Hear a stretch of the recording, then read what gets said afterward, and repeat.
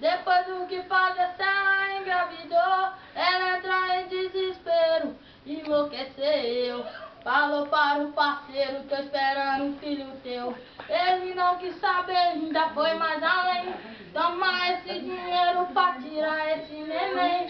Sem base, sem estrutura, sem direção. Na rua da amargura, mas ouve o seu coração. Com a ajuda dos amigos e muita fé em Deus, ela trabalha, deu duro para sustentar, mas o certo no futuro, naquele lugar. Com pai ausente, o moleque então se revoltou. Foi fogueteiro, então já era vapor. Foi gerente geral e se tornou patrão. Foi cheio de moral, andava no morrão.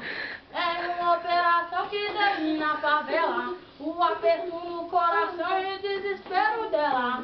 A vida não foi fácil e ela tinha medo. Destino implacável, dizendo o seu segredo.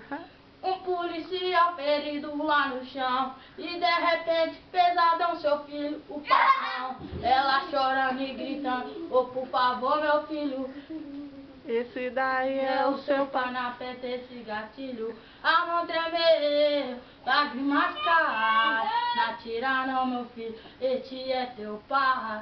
A mão tremeu, lágrimas caem. Ele não vale nada, a senhora foi mãe e pai. A mão tremeu, é chorador. Não atira não meu filho, só não te mato porque